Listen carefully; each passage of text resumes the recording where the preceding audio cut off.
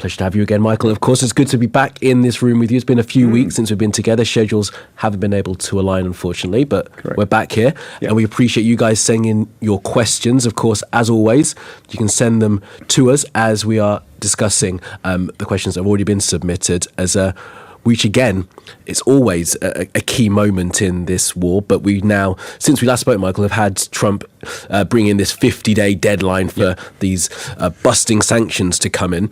And there perhaps has been a change in tone from the White House towards Putin, towards Russia, which we will discuss through your questioning. So thank you for being with us. Let's get into it. First question here from David C. Has Trump really turned on Putin? No.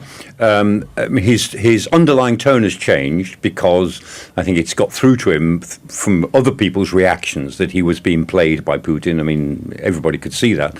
And he believed that because he got on well with Putin, he could induce Putin into a ceasefire rather than pressure him into it. So he began this whole process when he became president of pressuring the Ukrainians and encouraging the Russians.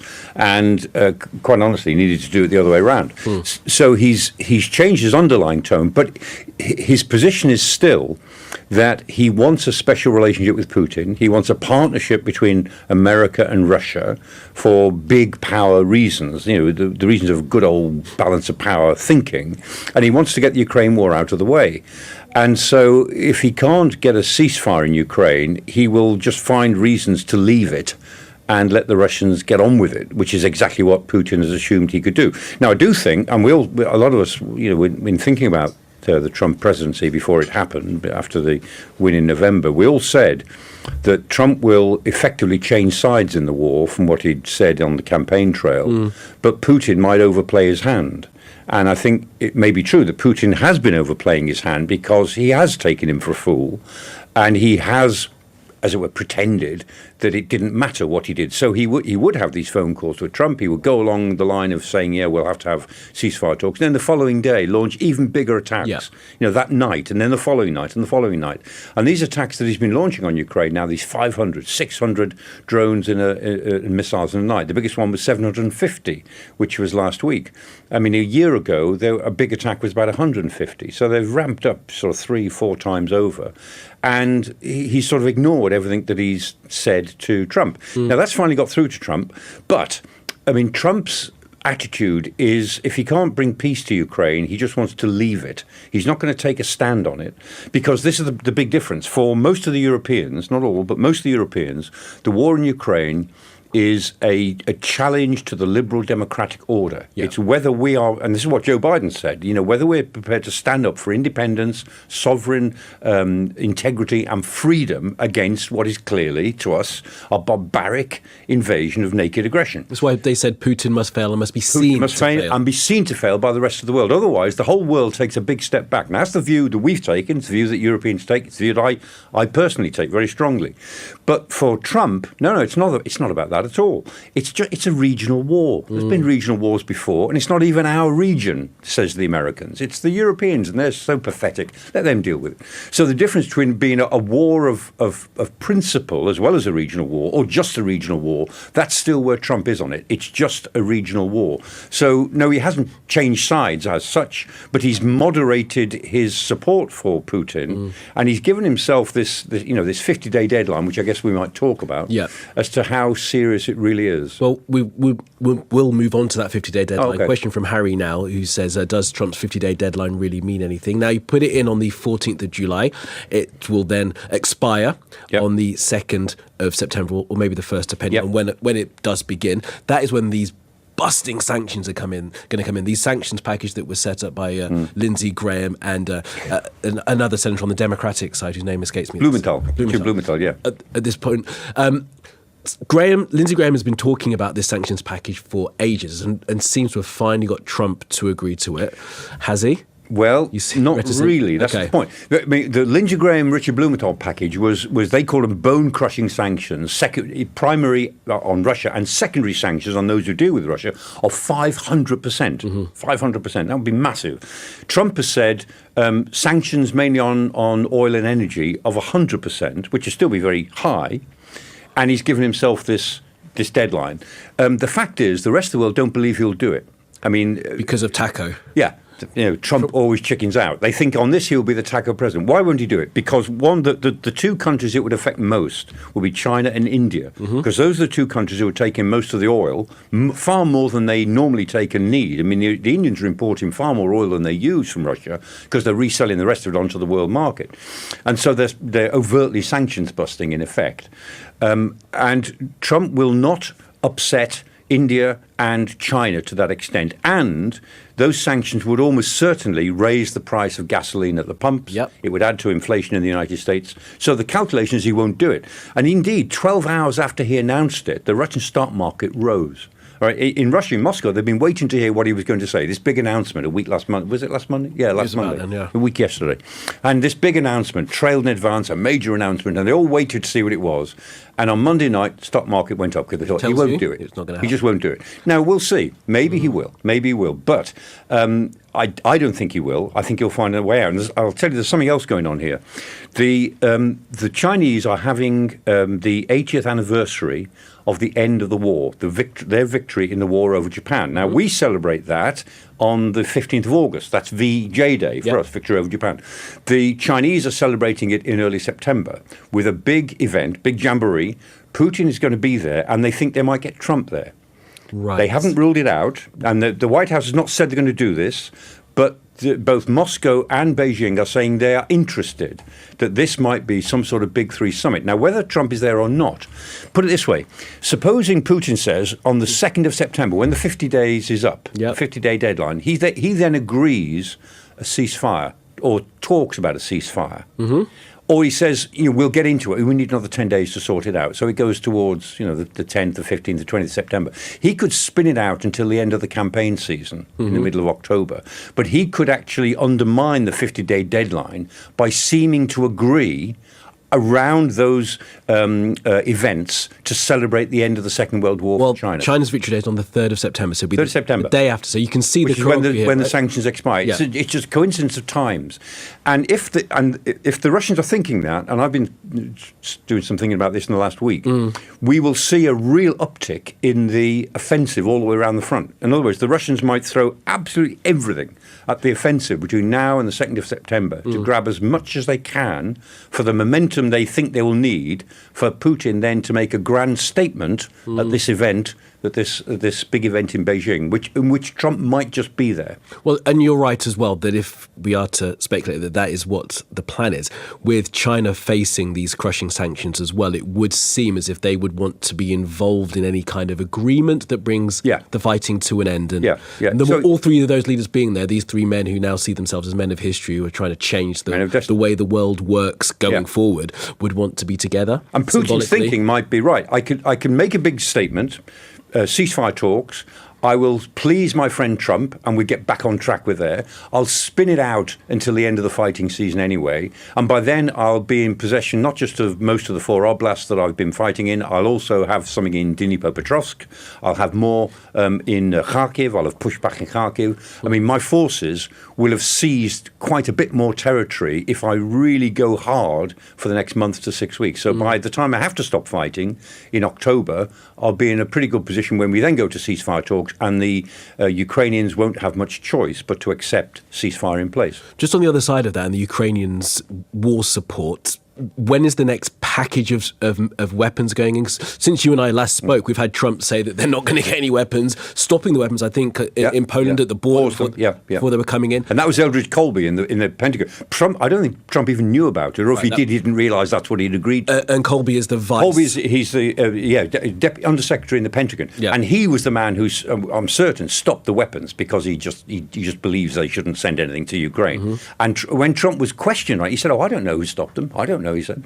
He always says that when he can't explain something. He said, don't know, it just happened. So they were stopped, then they've been restarted. And now we've had, of course, this decision by the Trump administration that Europe can buy American weaponry and send it on to Ukraine. And when are they getting their next set of weapons, and will they have enough weaponry to be able to withstand I'm sure it's going to be a brutal summer of Russian aggression? Well, they'll get some Patriots very quickly if they haven't already got them, which is these Patriot air defence batteries. Now, they're important, but they're by no means the answer to these massive air attacks, because you don't use expensive Patriot missiles sort of $3 or $4 million a missile against a Shahed drone, or the Jiran 2, as the Russians now call them, which costs about $30,000 to make. So the Ukrainians need more of everything in the air defence realm, but they're getting Patriots quickly, immediately, some batteries, which are being transferred from Europe. It's a great mystery as to how many batteries are actually in the world. They keep it it's quite opaque, isn't it? It's believed there's about it's believed that about 200 batteries have been sold across the world, that the US has about 60 of them. The Europeans have maybe 20. And the Ukrainians, it is thought, have maybe 6 or 7 batteries, and they could certainly do with another 6 or 7. And maybe some European batteries will be transferred, and then they'll be backfilled by buying new ones. From Raytheon, of course, which is all very good business for Raytheon in the States. Over there, yeah. So that'll happen immediately. But what the Ukrainians will not be getting quickly enough are all the other things they need. So long-range artillery, deep fires, as they're called, which is missiles that can hit behind the lines. Yep. Those are things they really need. And the reason that the Kremlin are so upbeat at the moment is that they looked at this proposal and they decided they have decided that the Europeans won't get their act together to pay for these things anytime soon. So that this idea of buying stuff from America won't have a significant effect on Ukraine until probably into next year, because the Europeans are just not quick enough at being able to do anything. Now, the Kremlin might be wrong about that, but that seems to be what they think. They're quite relaxed about it. Well, the Institute for War are reporting today in their latest dispatch that Germany have said they're going to send 5 Patriots air defence systems, that seems like they were believed to have 10 or 12, and put 2 of theirs are in Poland already. 2 German batteries are in Poland, looking after Polish airspace as well as their own. I suppose the question will be how quickly they get sent. Yeah. The Germans have been sending things for quite a while and never. Yeah, the belief was the Germans had given 3 batteries to Ukraine and put 2 more in Poland. Right. Out of about 10 or 12 that they operated. Interesting. And they're also going to send some 200,000 Gepard shells as well for the artillery. Which they certainly need. The Gepards are these, a bit like the Second World War flak guns. It looks like a big flak gun that you'd have seen in a war film, but they're obviously, very, very accurate and they're very good and they work very well. And that can be used to shoot down the... Exactly. Like it's like a pod of 4 big cannon firing barrels that just sort of pump this stuff into the air, and they can literally throw a wall of lead. Wow! Up. So they're very good. So potentially protecting, but they need lots of them. Yeah, need plenty of that, potentially protecting the cities. But it is this question as to whether or not Ukraine will get enough to withstand, and how much this grinding advance of Russia will seize the territory. And you mentioned another oblast there, which I'm hearing more and more about in my sort of Dnipropetrovsk, right? Yeah, which they don't, of course. The Russians have never been interested in it before. They've never pushed into it, but they've now they're pushing across the border. Pokrovsk. The town Pokrovsk, they still haven't taken, though they seem to want to, because that's their route into west into Zaporizhia.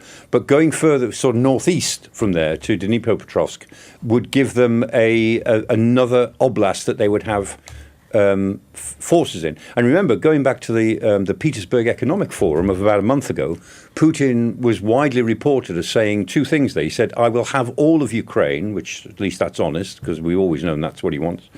And secondly, he said, everywhere the Russian soldier treads is Russian territory. Yep. Yeah. Which is a chilling thing to say. Very chilling.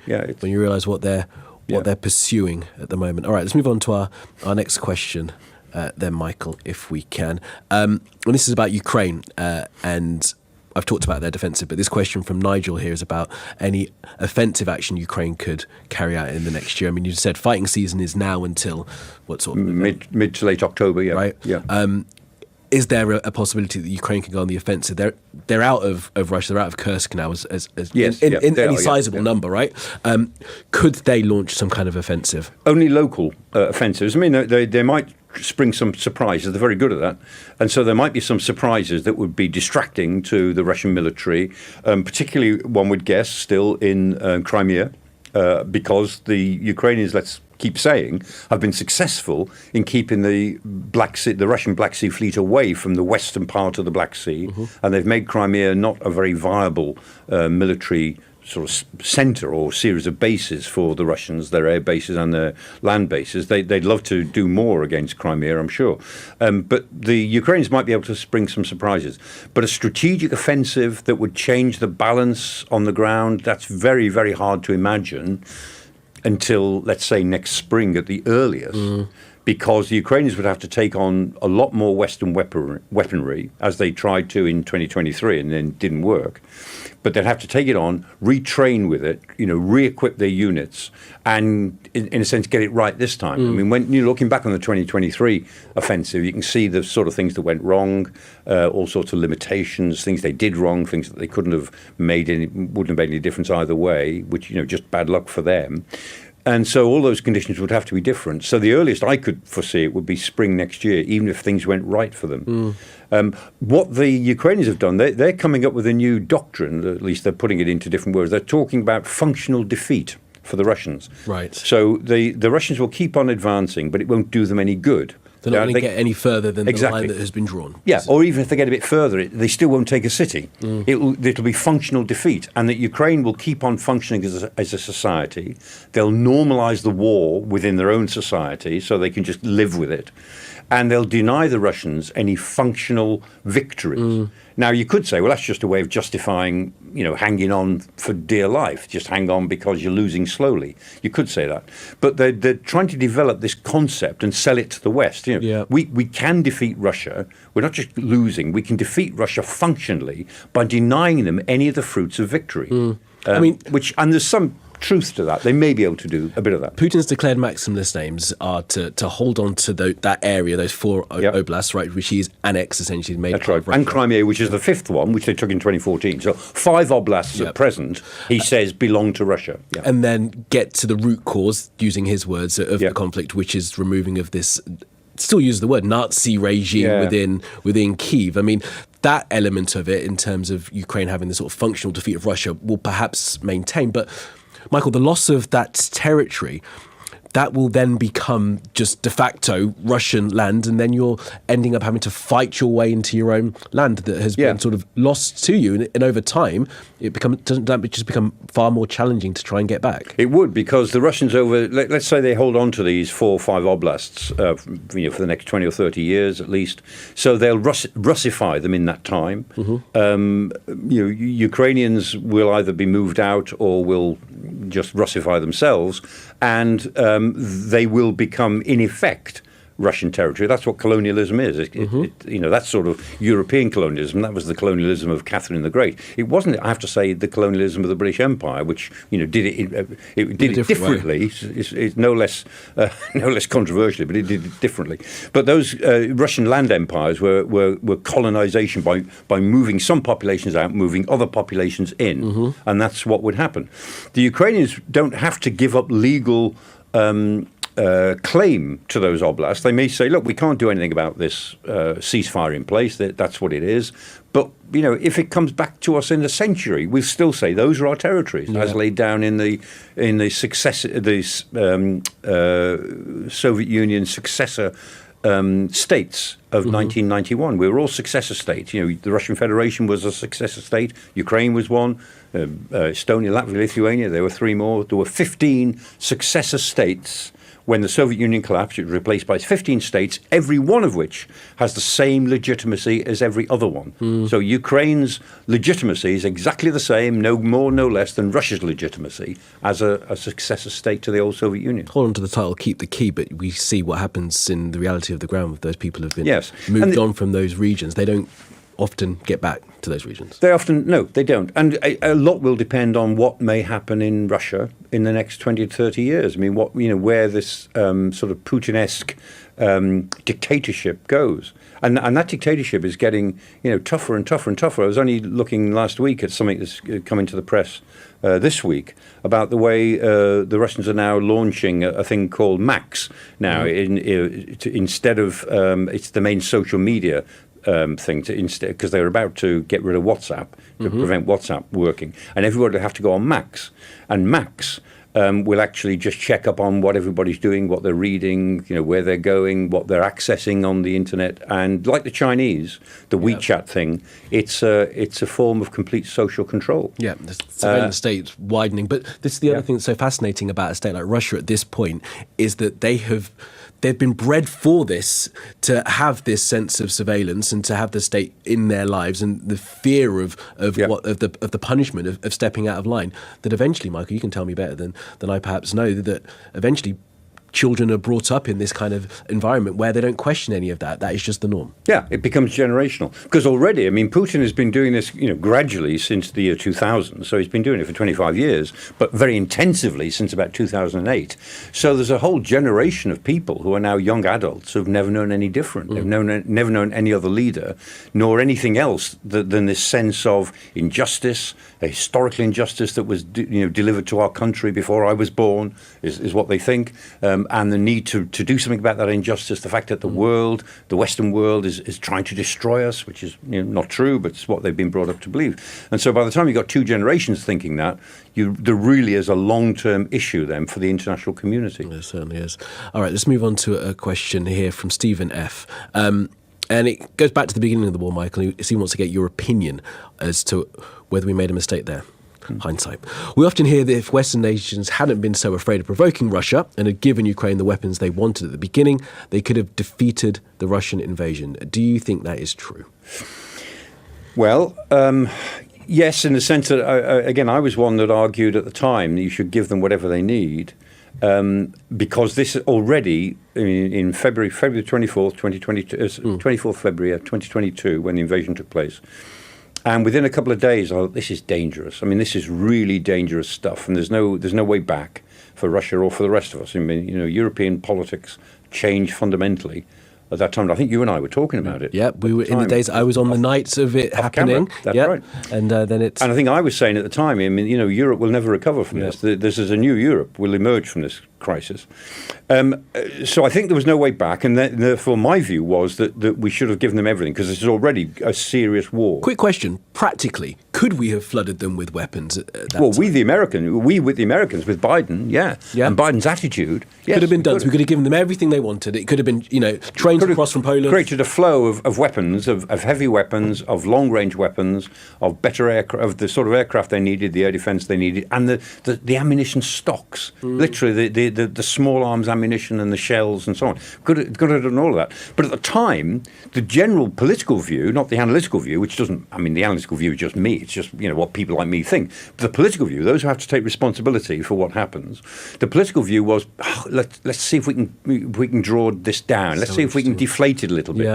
Let's not let it get out of hand. Dealing with Vladimir Putin, he was never going to take a step back. He was never going to do this. He's not beyond reason. Surely we can get on terms with him again. But he crossed the line in 2022. So, I mean, physically, yes. If Ukraine had all of the weapons that it got by, let's say, autumn of 2023, if it had those weapons by autumn of 2022, it could have stopped, because the Russian invasion was incompetent, remember? That's the other point as well. When they saw how bad they were at doing this, landing at Hostomel and getting kicked out of the outskirts of Kyiv, that traffic jam coming down from Belarus that was just a sitting. That's right, the Great Column. Yeah. Why?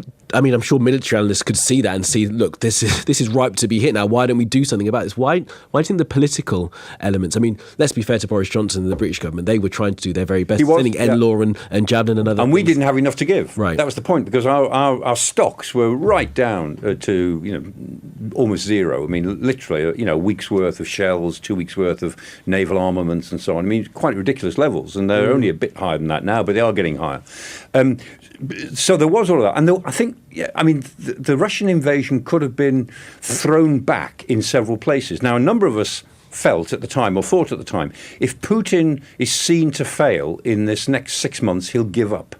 Right. And I remember saying, one of the early Q&As that I did with Dermot Murnaghan, the wonderful Dermot Murnaghan, and I said, I think Putin's finished because of this. This is peak Putin, what they're seeing now. Putin's finished. And I said, only the Chinese can save him.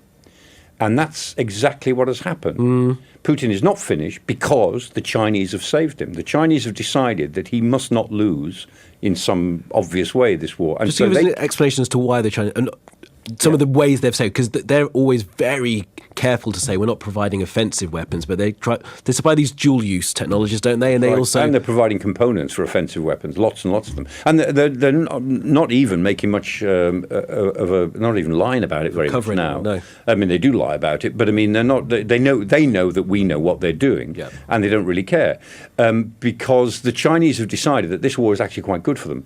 They're making quite a lot of money out of it. They are importing a lot of cheap oil from Russia as a result of it.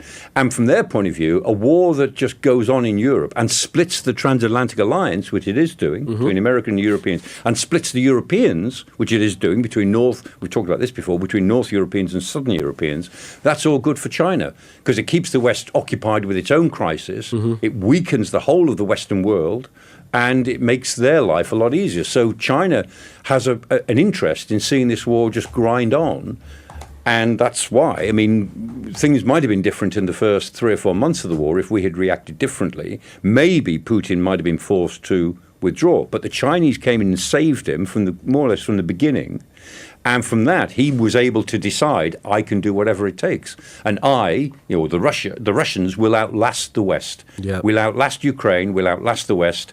And since he doesn't have to worry too much about his domestic political scene, I mean, he's got it under wraps completely, he can say in his own mind, I'll do this for the next 10 years, 15 years if necessary, and communicate that to the rest of the world so the rest of the world loses heart. I would refer viewers back and, of course, you to this moment. It's March 2023 where Putin and Xi are together, and they say, as they're saying goodbye, we're about to do things, change the world not seen for 100 years. Yeah. They're so cognizant of the fact that this decision this path they are taking is going to change everything. And that's why Putin, I mean, he changed, he became a different animal. To start with, he was an imperialist. He was conquering Ukraine to take it back into the Russian Federation because he was the great Tsar. He was in the tradition of the great Russian leaders. Within a year, as it became tough and difficult, and he had then to commit to a long-term war, he had to justify it then to his own people, to the Russians who didn't really understand what this was all about. And so it became the front line in an unavoidable effort to smash the power of the West. And that's what it now is. It's an ideological struggle to change the nature of world politics in favor of the disadvantaged and the poor and so on, away from the prosperous, awful, dreadful West that has dominated the world for 200 years, and the time has come, the Asian century and so on, that we've got to make that change. And he's become an ideologue for all of that. He never was before, but he is now. What's fascinating about that as well, that you have these imperialists, these autocrats doing that, but you'll find some of that thought, that ideology on the left of politics as well. This idea of the unipolar world being wrong, the fact we have a multipolar world where powers have an equal say and an equal sway in the decisions that are made. And they've pulled on that thread and now, well, that's always the issue. I mean, the ultra-left have always, because they're so critical of themselves, of us, the West. Anything America does is automatically wrong, and anything Britain does is automatically hypocritical and stupid. And they're so critical, it never occurs to them, or they never think through what's the alternative going to feel like. When it comes to hypocrisy, we're 7 out of 10 on the on the scale of hypocrisy, but the Russians are 11 out of 10, and the Chinese are 15 out of 10. Just think about what the alternative is going to be. Very aware of their hypocrisies and comfortable with their hypocrisies as well. That's the thing, isn't it? You have to become comfortable with those contradictions in your life. All right, so we're showing our prejudices now. We are. I'm being unfair. And we've been yammering away for 30 minutes, and we're halfway through these questions. So let me crack on with a few more, Michael. Little quick fire, but not too quick fire, because I know what your answer is going to be, I think, to these next couple. Mr. Hatton has asked, would Putin have attacked in 2014, remember, if Ukraine still had nuclear weapons? Yeah, that's the big issue. I mean, Ukraine gave up its nuclear weapons in 1993 at the Budapest meeting, big summit. Three of the old Soviet provinces, Soviet republics, inherited nuclear weapons: Kazakhstan, Belarus, and Ukraine. And Kazakhstan and Belarus gave them up voluntarily because their weapons, they probably couldn't have done much with them. Belarus might have. Ukraine's weapons, the ones that they inherited on their territory, they could have done something with them because Ukraine had the expertise and the industry to maintain them and so on, because it was a big part of the Soviet arms industry. And the Ukrainians bargained very, very hard. I mean, Kazakhstan and Belarus, to their credit at the time, gave them up without much of a fuss. It was being a good thing to do, superfluous. We don't need them. And Ukraine really bargained hard. And I don't know how much the Ukrainians really felt, we ought to hang on to them, or here is a bargaining chip, let's just make the most of it. But they bargained very hard, and that was the Budapest Agreement in 1993, was that they gave up their weapons in return for a security guarantee from America, Britain, and Russia. Whatever became of that? We've talked about that before. The Ukrainians have often said that they really regret giving them up now because the Russians wouldn't have dared to do what they did in in Crimea in 2014. I'm not sure about that. I think even if they'd had nuclear weapons, operational, they couldn't have avoided what happened in Crimea, because what did happen in Crimea was that Crimea sort of just collapsed and there was no resistance. It was a sort of 50-50 arrangement. It was almost like a bloodless coup. Little green men, weren't they? They were, and were very effective very quickly. And then the little green men turned up in Donetsk and Luhansk in the Donbass, and that was more of an issue because the Ukrainians then were sort of pushing back. Even then, I don't think that would have become a nuclear crisis. But in 2022, yeah. If the Ukrainians had had nuclear weapons in February 2022, would the Russians have dared to try to conquer the whole country? I don't think they would have. It's tricky to know, isn't it? Because, of course, hindsight, right? We're never going to know. But it tells us something, doesn't it, Michael, that at this point where we find ourselves with this invasion of Ukraine, nations like Japan, South Korea, Germany are thinking themselves about getting... And Iran. The Iranians say, if we'd have had our weapon operational, you wouldn't have dared attack us a month ago. That's what they, rightly or wrongly, that's what they say. And everything that's happened in the last few years increases the likelihood of nuclear proliferation, because the lesson that people are drawing from this is that nobody will attack you. They may take you on militarily, but they won't attack your national homeland. They won't attack your very existence as a state if you've got nuclear weapons. Now, that may or may not be right, may or may not be sensible, but that is the lesson that a lot of leaders around the world are taking from the last 10 years. Okay, let's move on to a couple of questions here. This one I'm looking forward to because you're going to draw out your knowledge, Michael. We're going to take you back to 1983, and part of this question is from Ralph. Does the upcoming Zapad in 2025, Zapad, of course, means West. Yeah. I love that. Pose a threat to NATO. Any risk of an accidental escalation like Able Archer from 83? Now, tell us what Able Archer was in 83. Should we start on Able Archer? Yes, do that. All right. So Able Archer in 1983, in November 1983, was this Western exercise, which is held every year, which is a sort of nuclear drill. We're supposing it's nuclear confrontation. What are we going to do? It's the drill, it's annual drill. But in 1983, they made it a bigger than normal drill just to test it a bit more. And they involved the principals. Some of the politicians who would make decisions were involved in it, the Able Archer thing. So it was a bigger drill. It coincided with Andropov, who was the leader then of the Soviet Union. Andropov, old KGB man, and the Politburo were completely paranoid because this was Reagan in America, remember. And in the early years, 83, Reagan was making very wild statements about nuclear weapons and how evil the Russians were. I mean, Reagan became a great peacemaker. But in those early years, he was frightening the daylights out of the Russians.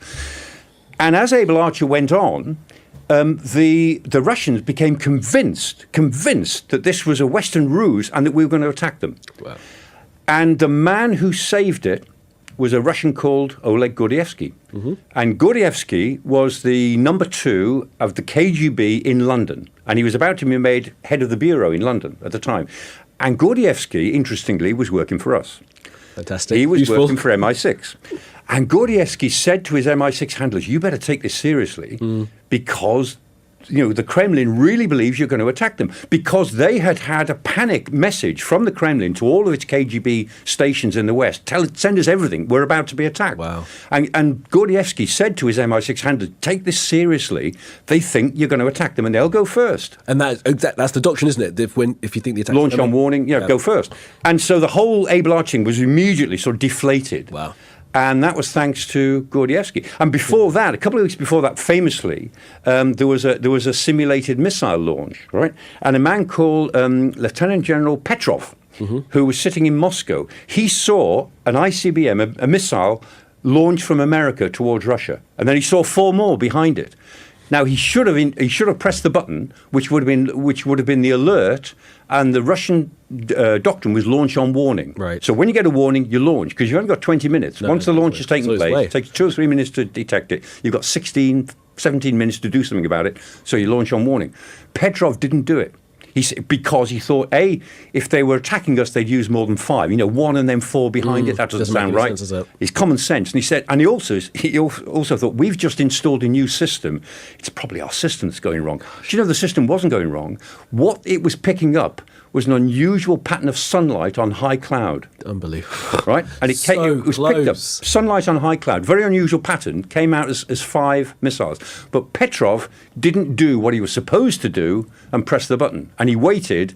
Within 10 minutes, it was clear it was sunlight on cloud. I mean, a hero, but... So 2 Russians, Petrov in September 83, and then Gordievsky in November 83, 2 Russians, one of whom was working for us, you could say avoided a nuclear exchange at a time of enormous tension, with Reagan making wild statements and Andropov in the Kremlin absolutely convinced that at some point the West was going to launch an attack. Now, I'm going to trust... So that was Able Archer. Trust 2025's technology that we won't be seeing sunlight on clouds confusing our satellites, we'd hope. But no, we're through that now. We are.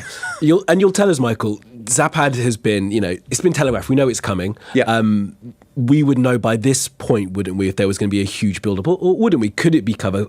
And could there be a miscalculation? Yeah. We know it's going to. These are the exercises that the Russians conduct very regularly, which they're a big Western exercise. And this exercise is in Belarus, and it will involve Russian troops, although not so many, because most of them are in Ukraine.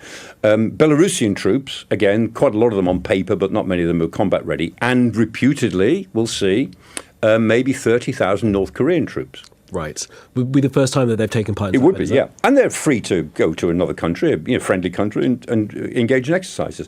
Now, Budanov in Kiev, who's the leader of, the GUR, who's the military intelligence, he is saying publicly that he thinks this is all cover for another attack on Kiev, that they'll use the Zapad exercises to make another try at grabbing Kiev in September. Zelensky's people say they just don't believe it. They think this is Budanov just either being alarmist or maybe he's got his own agenda. There's a lot of tension between Budanov and Zelensky at the moment. So we don't know. I suspect it's no more than that. But is it a threat to NATO? No, absolutely not. Zapad is not any threat to a NATO country. If it's a threat to anyone, it's a distraction threat to Ukraine. Was there a Zapad in 2021 before they invaded in 2022? Yeah. Okay. So you can station troops there, you can have them ready, they can exercise. Yeah. If there are North Koreans there, it's not completely crazy for Budanov to suspect. But it's plausible, but it's not very likely. And as the Russians themselves found out in 2022, when you conduct these big exercises and then suddenly turn them into combat missions at the drop of a hat, they don't work very well. Because on exercise, everybody tells lies. Yeah. Everybody says, oh, yes, we're ready to go, boss. Yeah, we've checked this, we've checked that, we've got enough fuel, yeah, our ammunition's all there. And it isn't.